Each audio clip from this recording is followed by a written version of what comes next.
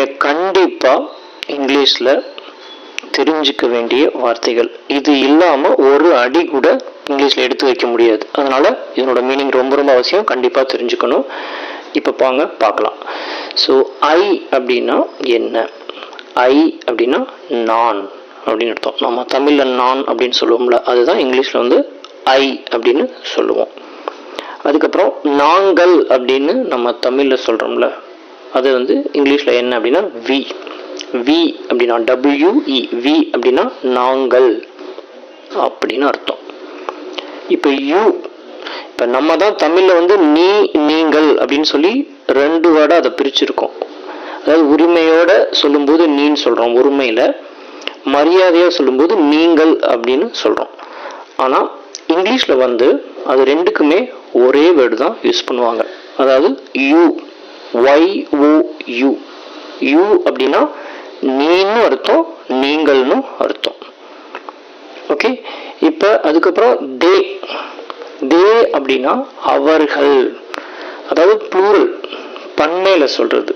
தே அப்படின்னா அவர்கள் அப்படின்னு அர்த்தம். அதுக்கப்புறம் ஹீ. ஹீனா என்னது? அவன் அப்படின்னு அர்த்தம். அவன், அவர் அப்படின்னு சொல்றதெல்லாம் ஹீ. ஷீ அப்படின்னா அவள், அவர், இதையும் அவர்னு சொல்லலாம். ஷீ அப்படின்னா அவள், ஒரு பெண்ணை வந்து குறிக்கும் போது அவள் அப்படின்னு சொல்லணும். அதுக்கப்புறம் ஈட். ஈட்னா என்னது? இது, அது, இதுக்கு வந்து ஈட் அப்படின்னு சொல்லணும்.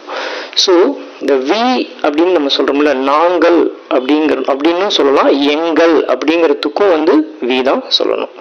அதே மாதிரி தே அப்படின்னு சொல்லும்போது அவர்கள்னு நம்ம சொல்றோம்ல, அவைகள் அப்படின்னு சொல்லும்போது தேவை வந்து நம்ம யூஸ் பண்ணலாம். ஸோ ஐனா நான், வி அப்படின்னா நாங்கள், எங்கள், இது ரெண்டுக்குமே வி தான். யூ அப்படின்னா நீ, நீங்கள். தே அப்படின்னா அவர்கள், அவைகள். ஹீ அப்படின்னா அவன், அவர் அப்படின்னு ரெண்டுக்குமே ஹீ யூஸ் பண்ணலாம். ஷீ, அவள் அப்படிங்கிறதுக்கு யூஸ் பண்ணலாம். ஈட் அப்படின்னா இது அப்படின்னு அர்த்தம். கண்டிப்பாக இதை நீங்கள் தெரிஞ்சுக்கணும். அடுத்து என்னுடைய, நம்மளுடைய, உன்னுடைய, அவனுடைய, அவளுடைய, அதனுடைய இப்படிலாம் நம்ம தமிழில் வந்து சொல்லுவோம்ல, அதை வந்து இங்கிலீஷில் எப்படி சொல்கிறது, இதையும் கண்டிப்பாக அவசியம் தெரிஞ்சுக்கணும். இல்லைன்னா அன்றாட கான்வர்சேஷனில் நம்மளால் ப்ரொசீட் ஆகவே முடியாது. ஸோ மை அப்படின்னா என்னுடைய, மை, MY, மை அப்படின்னா என்னுடைய. அவர், OUR, அவர் அப்படின்னா எங்களுடைய, நம்முடைய. இது ரெண்டுக்குமே வந்து அவர் தான் இங்கிலீஷில் யூஸ் பண்ணணும். OUR, நம்முடைய அப்படின்னு சொல்கிறதுக்கும் எங்களுடைய அப்படின்னு சொல்கிறதுக்கும் அவர், OUR அப்படின்னு சொல்லணும்.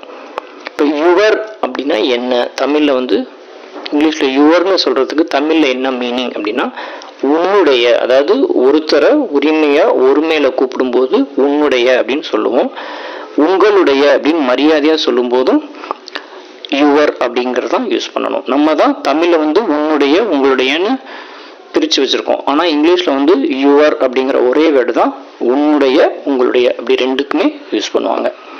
அதுக்கடுத்து தயர், THEIR, தயர் அப்படின்னா அவர்களுடைய, அவற்றினுடைய, அவர்களுடைய, அவற்றினுடைய. இது ரெண்டுக்குமே வந்து தயர் அப்படின்னு தான் நம்ம சொல்லணும்.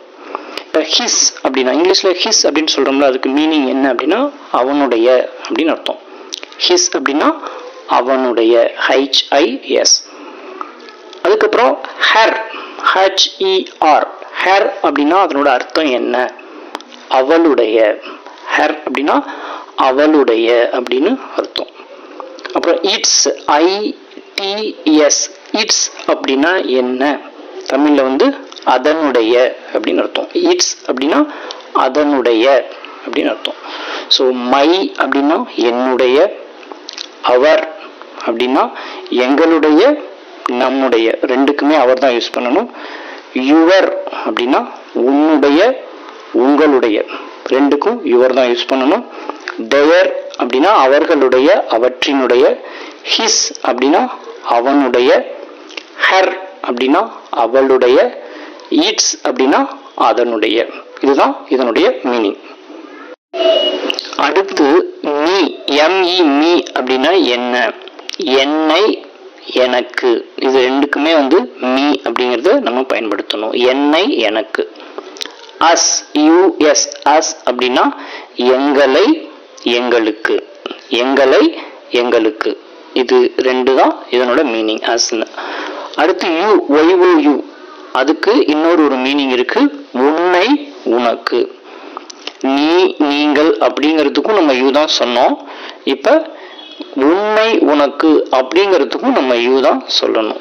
அதே மாதிரி உன்னை உனக்குன்னு சொன்னோம்ல, அதே மாதிரி உங்களை உங்களுக்கு அப்படிங்கிறதுக்கும் நம்ம யூ தான் யூஸ் பண்ணணும். என்ன சார் ஒரே யூ வந்து இத்தனை வேர்டு மீனிங் சொன்னால் நான் எப்படி ஞாபகம் வச்சுக்கிறது அப்படின்னு நீங்கள் கேட்கலாம். அது சென்டென்ஸ் ஃப்ரேம் பண்ண பண்ண நமக்கு ஈஸியாக வந்துடும். இப்போ நீங்கள் அதை பற்றி கவலைப்படவே வேண்டாம். ஸோ யூ அப்படின்னா உன்னை உனக்கு, உங்களை உங்களுக்கு அப்படிங்கிற மீனிங்கும் வரும். அதுக்கடுத்து தெம், தெம் அப்படின்னா அவர்களை அவர்களுக்கு, அவைகளை அவைகளுக்கு அப்படின்னு ரெண்டு மீனிங் தரும். தெம் அப்படின்னா அவர்களை அவர்களுக்கு, அவைகளை அவைகளுக்கு அப்படின்னு ரெண்டு மீனிங் தரும். அப்புறம் ஹிம், ஹிம் அப்படின்னா என்னது, அவனை அவனுக்கு, அவனை அவனுக்கு. அப்புறம் ஹர், ஹர்னா அவளை அவளுக்கு, அவளைன்னு ஒரு மீனிங், அவளுக்கு ஒரு மீனிங், ரெண்டுக்குமே வந்து ஹர் தான் நம்ம யூஸ் பண்ணணும்.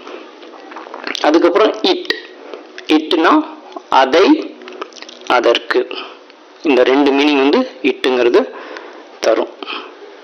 அதே மாதிரி இப்போ me, us, you, them, him, her, it எல்லாத்துக்கும் நம்ம மீனிங் வந்து பார்த்துட்டோம். இதை வந்து கண்டிப்பாக தெரிஞ்சு வச்சுக்கோங்க, இதை மறக்கவே கூடாது. டவுட் இருந்துச்சுன்னா திரும்ப பாருங்க. இப்போ நம்ம இதில் வந்து பார்த்த 21 வேர்டு நீங்கள் கற்றுருக்குறீங்க. உங்களை அறியாமல் பாருங்கள், ஒரு 5-10 நிமிஷத்துக்குள்ளே 21 வார்த்தை வந்து நம்ம கற்றுக்கிட்டோம். என்னென்ன கற்றுக்கிட்டோம்னா ஐ, மை, மீ, இந்த ஆர்டரில் ஞாபகத்தை வச்சுங்க. ஐன்னு ஆரம்பித்தா அடுத்து மை, அப்புறம் மீ. இது ஒரு டேபிள், இந்த டேபிளை ஞாபகத்தை வச்சுங்க. I, my, me. We, our, us. You, your, you. They, their, them. He, his, him. She, her, her. It, its, it. இந்த ஆர்டரில் ஞாபகத்தை வச்சுங்க. இதுதான் நம்ம இப்போ மீனிங் பார்த்தோம். இப்போ ஐனா நான், மைனா என்னுடைய, மீனா எனக்கு. வி அப்படின்னா நாங்கள் ஆர் எங்கள். அவர் அப்படின்னா எங்களுடைய ஆர் நம்முடைய. அஸ் அப்படின்னா எங்களுக்கு. ஸோ யூ, யுவர், யூ, இந்த ஆர்டரில் தான் நம்ம ஞாபகத்தை வச்சுக்கணும். They, their, them. He, his, him. ஹீனா அவன், ஹிஸ் அப்படின்னா அவனுடைய, ஹிம் அப்படின்னா அவனுக்கு. ஸோ இந்த 21 வார்த்தைகளை தான் நம்ம இந்த வீடியோவில் வந்து பார்த்தோம். உங்களுக்கு டவுட் இருந்துச்சு அப்படின்னா திரும்ப இந்த வீடியோ வந்து ஒரு தடவை பாருங்க. திரும்ப திரும்ப கேட்டுக்கிட்டே இருங்க. நீங்கள் வந்து இதை திரும்ப திரும்ப கேட்க கேட்க ஈஸியாக உங்களுக்கு பதிஞ்சிடும். நீங்கள் மனப்பாடமெல்லாம் பண்ணவே வேண்டாம். டெய்லி இந்த வீடியோ ஒரு தடவை ஆன் பண்ணி கேட்டு பாருங்கள். ஒரு 10-15 தடவை கேட்டிங்கன்னா ஆட்டோமேட்டிக்காக அது பிரெயின்குள்ளே போயிடும். இதே மாதிரி நிறைய வார்த்தைகள் நம்ம கற்றுக்கலாம். கொஞ்சம் கொஞ்சமாக போகலாம், நிதானமாக போகலாம். ஒன்றும் அவசரமே இல்லை. ஒரு தடவை கற்றுக்கிட்டாலும் ரொம்ப நிதானமாக, ஃபவுண்டேஷன் வந்து ரொம்ப ஸ்ட்ராங்காக இருக்கணும். நம்ம திரும்ப திரும்ப மனப்பாடம் பண்ணுற மாதிரி இருக்கக்கூடாது. இதே மாதிரி இன்னும் உங்களுக்கு என்னென்ன வார்த்தைகள்லாம் தேவை அப்படின்னு சொல்லி நான் ஒவ்வொரு வீடியோவாக சிம்பிளாக ரொம்ப எளிமையாக வந்து நான் உங்களுக்கு வந்து வீடியோவில் போடுறேன். நீங்கள் கண்டிப்பாக பாருங்கள்.